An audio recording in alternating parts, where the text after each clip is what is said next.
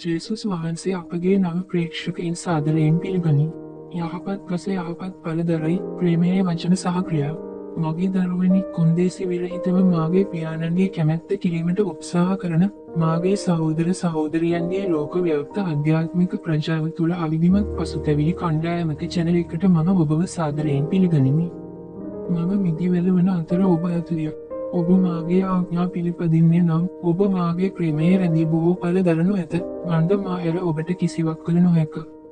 මාගේ ශුභාරංචිය සහ මාගේ ආඥාවල මාගේ වචනවල නිරපේක්ෂ වළංගු භාවයෙන් නිදහස් කිරීමට ස්වර්ගය හෝ පොළොවේ කිසිවෙකුට බලයක් නොමැති බවට ඔබගේ ඇදහිල්ල සහ අවබෝධයද මම සාදරයෙන් පිළිගනිමි.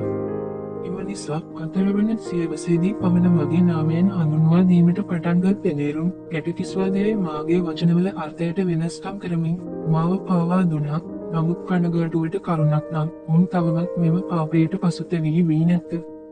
පමණක් ද නොව ඔවුන් මගේ විශ්වාසවන්තයින් බොහෝ දෙනෙකුගේ ගැලවීම පවා අවධානමට ලක් කරමින් සිටිය. ඔවුන් පෞද්ගලිකව හෝ අන් අයගේ වැරදි ක්‍රියාවන් අනුමත කිරීමෙන් මන්ද මගේ පල්ලියේ ඉහළම නායකයින් අනුමත කරන ඕනෑම ක්‍රියාවක් පවපයක් ලෙස පසුතැවී වීම ඉතා අපහසු බැවිනි.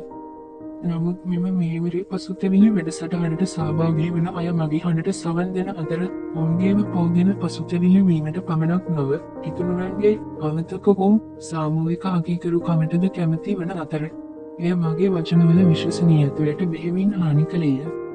ඊට අමතරව ඔවුන් අවංකවම මගේ මුහුණ සොයන ඇගේ හෘදය සාක්ෂිය අවදි කිරීමට උත්සාහ කරන අතර මෙම අවිශ්වාසය නිසා ඇති වූ සමහර හානි සඳහා වන්දි ගෙවීමට ඔවුන්ට ආරාධනා කරයි. ඔබේ කීකරුකම මගේ මිදිවත්ත එහි අපෝස්තලික තත්ත්වයට ඇතා තත්ත්වයට පත්කිරීමේ මගේ ආශාව සමඟ ඔබව එක්සත් කරනු ඇත. එවිට ලෝකය පියාණන් මා එවා ඇති බව නැවත විශ්වාස කරනු ඇත. ධෛර්යවත් වන්න මාගේ දරුවනි, මක් නිසාද මම යහපත් දිනේරවෙමි. එබැවින් මාගේ ශුද්ධ වූ හදවත සහ මරියාගේ නිර්මල හදවත මගේ මව ඔබේ ආරක්ෂිත රැකවරණයයි.